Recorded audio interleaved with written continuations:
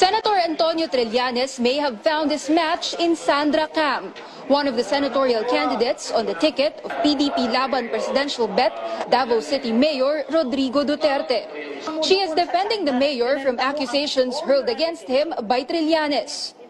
Mr. Antonio Trillanes, you are a lying, coward, mercenary of this land. Cam believes Malacanang is behind Trillanes' attacks, similar to what he did to Vice President Jejomar Binay when he led a long-running Senate investigation on corruption allegations against the presidential contender. Cam says Trillanes received 214 million pesos in the form of Priority Development Assistance Fund in 2014 to expose Binay. And she believes the senator is getting funded again to do a demolition job on Duterte.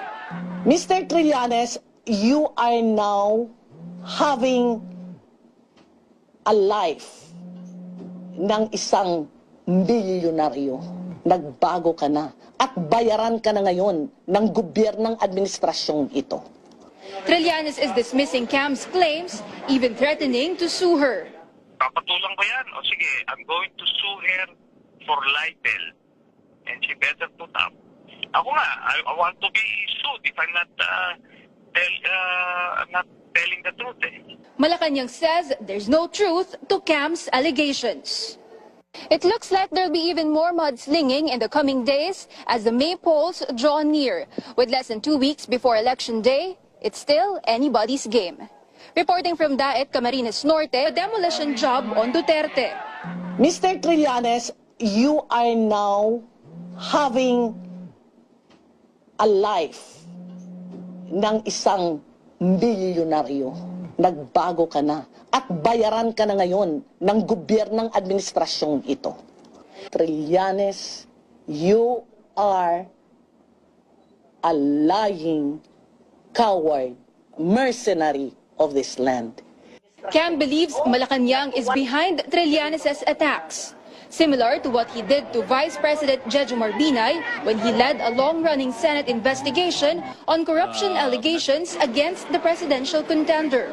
Cam says Trillanes received 214 million pesos in the form of Priority Development Assistance Fund in 2014 to expose Binay. And she believes the senator is getting funded again to do what Trillanes is dismissing Cam's claims, even threatening to sue her. Papatulang ko yan. O sige, I'm going to sue her for libel. And she better put up. Ako nga, I want to be sued if I'm not telling the truth. Malacanang Senator Antonio Trillanes may have found his match in Sandra Cam, one of the senatorial candidates on the ticket of PDP Laban presidential bet, Davao City Mayor Rodrigo Duterte. She is defending the mayor from accusations hurled against him by Trillanes. Mr. Antonio